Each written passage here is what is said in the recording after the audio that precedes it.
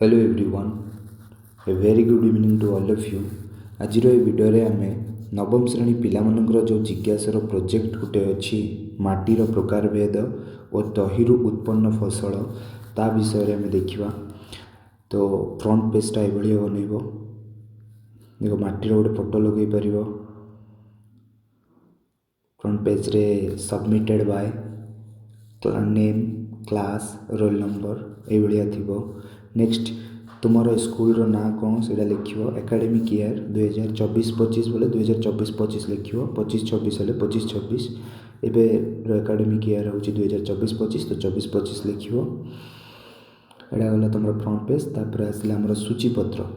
सूचीपत्र आम जाचे आमर जो 10टा पॉइंट थी सीरियल नंबर रे प्रथम वेक नंबर रे विषय हूँ उपक्रम, तापर पृष्ठा नंबर 1। नेक्स्ट सेकेंडली आसो आमर अध्ययन उद्देश्य से पृष्ठा नंबर 2। तापर आसो प्रकल्पर ना प्रकल्पना जोड़ा कि hypothesis 3 number page. 4 number page रे आसला प्रासंगिकता जोड़ा 4 नंबर पेज रे आसो।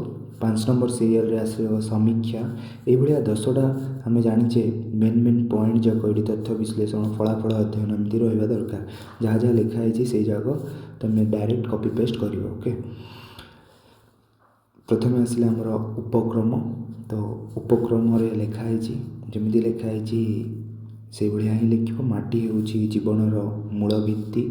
ओडिशा रे विभिन्न प्रकार माटी रही जार गुण संरचना उर्वरता फसल उत्पादन को प्रभावित करे।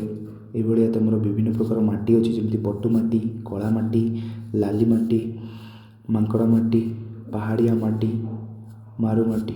तो ये विभिन्न प्रकार माटी अच्छी जो जगह फोटो भी ये लगाई। तुम जब फोटो दरकार मिल जाव मत कमेंट कर।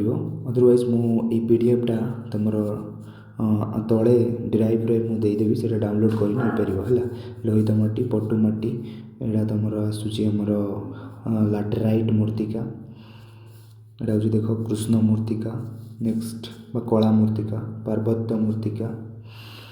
तो ये मूर्तिका जाक अच्छी आमर अध्ययन उद्देश्य जोड़ा तुम सूचीपत्र लिखी ये पॉइंट जाक मेनली आउटलाइन कर तुम नोट्स रे प्रोजेक्ट जोड़ा दब तुम सार को। देख माटीर विभिन्न प्रकार स्तर। तो प्रथम स्तर को ना दिखाई देख पृष्ठ मूर्तिका है। तापर स्तर को ना दिखाई देख उपमूर्तिका जोटी तुम विभिन्न प्रकार जीवाश्म जाक रही पारे। नेक्स्ट रहा तुम अंतः मूर्तिका। ता तले रहा देख शिला जाक थी प्रस्तर स्तर। तो ये स्तर जाक बन पार कौ जगार तुम अध्ययन उद्देश्य। Okay, next hypothesis.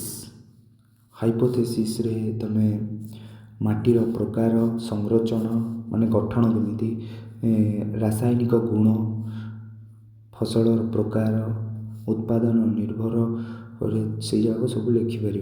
जमी उदाहरण स्वरूप कला माटी कपा और गहम फसल भल भल फसल हुए। जमी कला माटी जोड़ी की कपा होता है भल, गहम होता है। नेक्स्ट आसला पटुमाटी।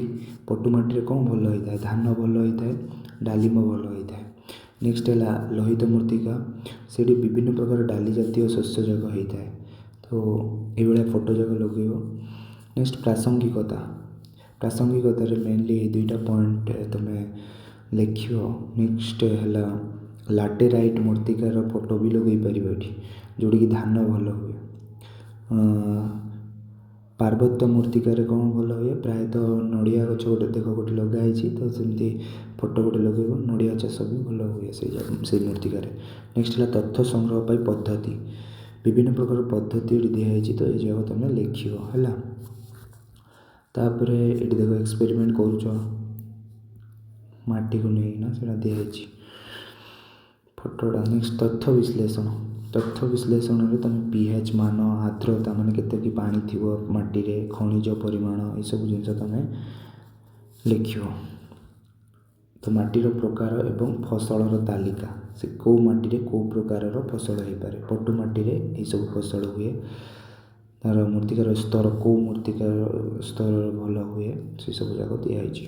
ପୁରା ଏଇ ତାଲିକାଟା ଲେଖିଦେବ। ନେକ୍ସଟ ଫଳାଫଳ ଅଧ୍ୟୟନ। ଫଳାଫଳ ଅଧ୍ୟୟନରେ ବି ଏଇସବୁ ପଏଣ୍ଟ ଯାକ ଲେଖିବ ହେଲା। ନେକ୍ସଟ କଦଳୀ ଗଛର ଗୋଟେ ଫଟୋ ଲଗାଇବ। ଏଠି ତୁମର ଏକ୍ଜାମ୍ପଲ୍ ଗୋଟେ ଦିଆହେଇଛି ଦେଖ, ମାଙ୍କଡ଼ ମାଟିରେ କମ୍ ଉର୍ବର ଥାଏ କିନ୍ତୁ କଦଳୀ ପାଇ ଏହା ବ୍ୟବହୃତ ହୋଇଥାଏ। ତ କଦଳୀ ଗଛର ଗୋଟେ ଫଟୋଟା ଲଗାଇ ପାରିବ ମାଙ୍କଡ଼ ମାଟି ପାଇଁ। ନେକ୍ସଟ ସୀମିତତା। ସୀମିତତାରେ ତୁମେ ଏକ୍ଜାକ୍ଟଲି ସମୟର ଅଭାବରେ ମୁଁ ଆଉ ଟିକେ ଭଲ ମୋର ପ୍ରୋଜେକ୍ଟଟା ହେଇପାରିଥାନ୍ତା କିନ୍ତୁ ସମୟର ଅଭାବରେ ମୁଁ ଆଉ ଏତେ ଭଲ କରିପାରିଲି ନାହିଁ। ତ ସେସବୁ ଜିନିଷ ଲେଖିବ। ଉନ୍ନତ ପରୀକ୍ଷଣ ପାଇଁ ଉପକରଣ ଯାକ ବି ମୋ ପାଖରେ ନଥିଲା, ଯେଉଁଥିପାଇଁ କି ମୁଁ ମାଟିକୁ ଭଲ ଭାବରେ ପରୀକ୍ଷା କରି ଦେଖିପାରିଲି ନାହିଁ। ତ ଏସବୁ ଜିନିଷ ଦେଖ, ଗୋଟେ ଘଡ଼ିର ଗୋଟେ ଫଟୋ ଲଗା ହେଇଛି, ଯେହେତୁ ମୋର ସମୟର ଅଭାବ ତ ସୀମିତତାରେ ସେଇଟା ଲେଖିବ। ଓକେ। ନେକ୍ସଟ ହେଲା ସିଦ୍ଧାନ୍ତ। ସିଦ୍ଧାନ୍ତରେ ଏଇ ପଏଣ୍ଟ ଯାକ ଲେଖିବ। ଓକେ। ନେକ୍ସଟ ଏତିକି ଲେଖିବ। Thank you.